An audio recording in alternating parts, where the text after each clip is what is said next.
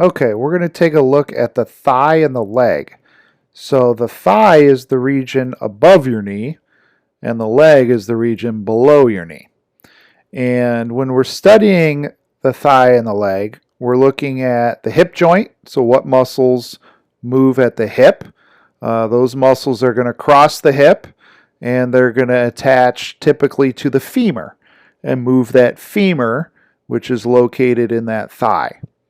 Then we're going to look at what muscles move at the knee, and the knee can just flex and extend. So the hip is a ball and socket, so it can do 6 things. The knee is a hinge, it can do 2 things. Then we'll also look at muscles that move your feet at the ankle. So let's first look at the prime mover for hip flexion. So the iliopsoas flexes the thigh at the hip joint. So remember, hip can do 6 things. One of them is flexing.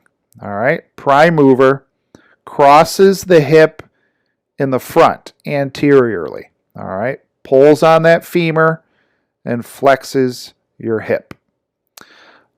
We also have to adduct the thigh at the hip joint. That's done using a number of muscles.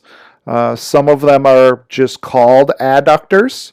So for example, this muscle here is the adductor longus. There's actually a couple other muscles called adductors in this compartment. There's an adductor magnus, there's an adductor brevis, but they all adduct. So they're going to pull that femur towards the body, which is adduction at the hip joint. Another one called the gracilis runs along this medial compartment here. It also does a little bit of flexion, but it's primarily an adductor as well. And then notice there's one that crosses here. All right, it actually crosses 2 joints. It crosses over the hip joint, crosses the thigh, crosses the knee joint. And this muscle is called the sartorius. Its action is to help you cross your legs. Now, where did the word sartorius come from? A sartor is a tailor. So a tailor is someone who measures clothing. And allegedly, tailors have to sit with their legs crossed quite a bit when they're measuring, clothing, pants, inseams, and stuff like that. So when you're sitting down with your legs crossed, that used to be called the tailor's position. All right, because that's the position a tailor often sits in. You might have heard about it being called Indian style. Sometimes we call it crisscross applesauce if we're in an elementary school. But that muscle is named after the tailor's position because another name for a tailor is a sartor. All right, kind of a long muscle, kind of looks like a little strap that crosses that thigh. Okay, now we're going to learn our quadriceps femoris muscles. Now, this is a major group of muscles. You've probably heard of them. All right. These muscles, there's a couple things I want you to keep in mind. I want you to think of them as a group or kind of working as one, right? They all work together, but we also have to look at them individually. Okay? They are the prime movers for extension at the knee joint. Okay? They take up most of the anterior thigh. All right, there's 4 of them. All right, it's a quadriceps, so that means they have 4 origins, but they share an insertion. They share this tendon called the quadriceps femoris tendon, which turns into the patellar ligament, which then attaches to the tibial tuberosity.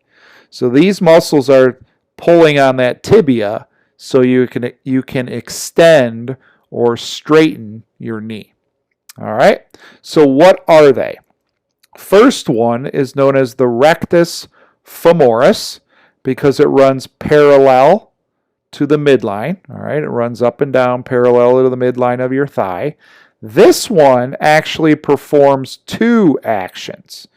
It can flex the thigh at the hip joint, and then it, like the other three, it extends the leg at the knee joint. So this one means that if you think of the quadriceps as a group, as kind of acting as one, it can do two things.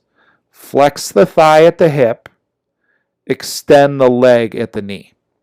But this is the only one that can do both. The other three only perform the extension of the knee. All right? So you got rectus femoris, parallel to the midline. You have vastus lateralis, which is this one, because it's lateral. Vastus medialis, because it's medial. And then you've got one in between all of them called the vastus intermedius, which you don't see that one because you would have to remove or take a chunk out of the rectus femoris. Okay, now notice they're all kind of coming together at the quadriceps femoris tendon, which encapsulates that patella, there's your patella, and pulls on that tibial tuberosity. All right, so if you think of them all as one, they do two things. Flex at the hip, extend at the knee.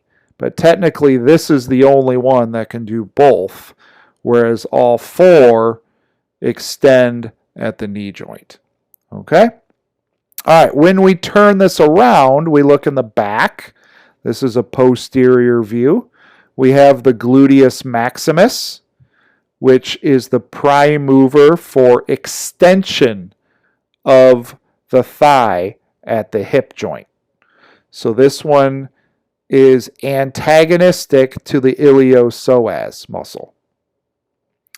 There's also a gluteus medius and a gluteus minimus. We see a little bit of the medius here, but it's deep to the gluteus maximus. You would see more of the medius if we removed the gluteus maximus. And then the minimus is even deeper. So there's basically three layers. If you were to go through the gluteal region here, it would be maximus, medius, minimus. So there's layers. And notice the gluteus medius and the gluteus minimus perform the same actions. They perform the abduction and medial rotation. All right, now we're going to learn the hamstrings, and that's another group of muscles you more than likely have heard of, at least the word hamstrings. But we need to learn the three members of the hamstrings. One is the biceps femoris, all right, not to be confused with the biceps brachii or the rectus femoris. It performs flexion of the leg at the knee joint, so right here, all right, it's going to pull and flex your knee. There's one known as the semitendinosus, and then the third is known as the semimembranosus. Now, why are they semi? Well, because they share this compartment here. So the lateral compartment is all biceps femoris. All right, so this would be the lateral compartment.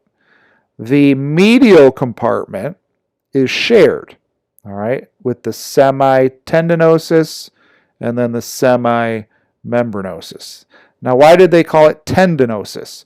Well, this guy has a really long tendon, all right, and this drawing doesn't quite do it justice. But this muscle has a very long tendon, whereas the semimembranosus is very flat like a membrane. And notice you can see part of it here and part of it here, because the semitendinosus is skinny, and underneath it is the wider semimembranosus.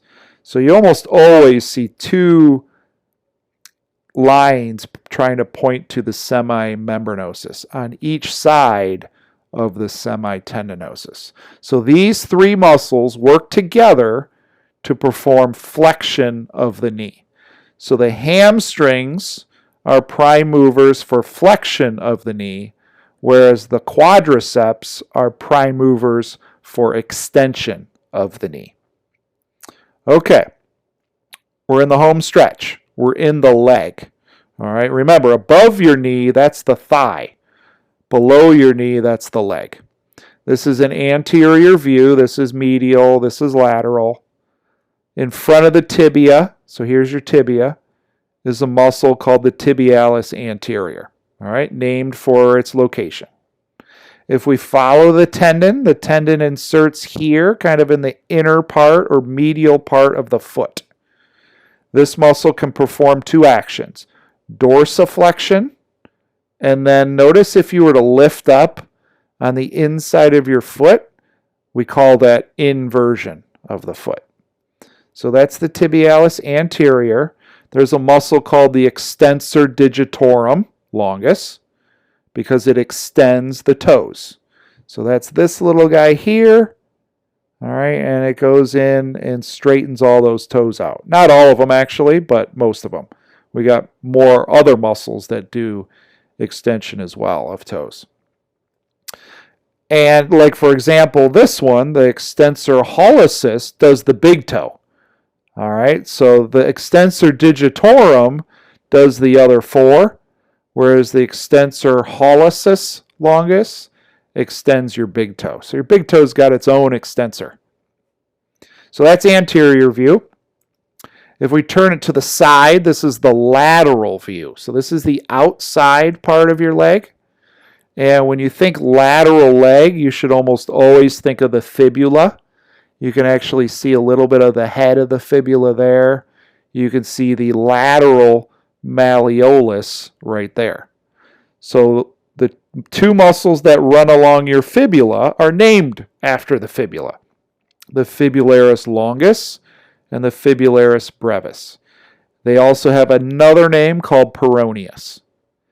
And these two muscles help to evert the foot, right? Because you're lifting the outer part of the foot up off the ground. That's eversion. They also help to plantar flex, which is lifting the back of that foot off the ground, kind of standing on your quote-unquote tippy toes, if you will. So that's plantar flexion. All right, last thing we want to do is look at the back of the leg.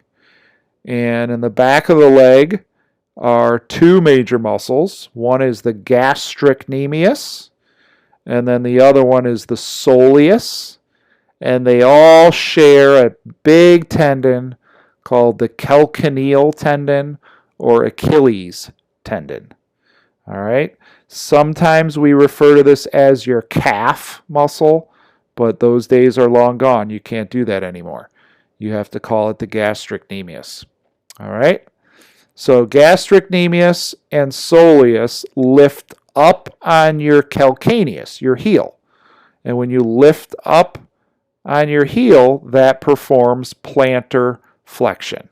All right. Again, kind of standing on your tippy toes. Okay. All right. So that brings us to the end of skeletal muscles. Like I always say, let me know if you need any help. Work on groups of muscles at a time. Try to not do too many at one time. Good luck. Oh, we're not done. I was just joking. The last two slides are kind of just extra. What I tried to do on the last two slides is I divided the four major joints. So shoulder, elbow, and then the next slide is hip and knee. This is just another way to kind of study muscles is based on the joint. So looking at your shoulder joint, what can it do? Well, you can flex, extend, abduct, adduct, laterally rotate, and medially rotate. And these are the muscles that do it. Okay, so I just kind of gave you the action and then gave you the muscles that perform that action. And then I put the prime movers in purple. Same thing with the elbow. Flexion, biceps brachii and brachialis. Extension, triceps brachii and anconeus, but that's just the little one. And then now the last slide is hip and knee. So same thing, 6 actions of your hip lined up with the muscles that perform those actions. 2 motions or movements of the knee joint and the 2 muscle groups, hamstrings and quadriceps, and then the specific members of each of those muscle groups. All right, so again, it's a review, but maybe it's a slightly different way to learn these muscles. All right, best of luck. Oh, and by the way, these last two slides are probably the most important muscles. So you might want to study these muscles first and then kind of work your way backwards. Okay, now I wish you the best of luck.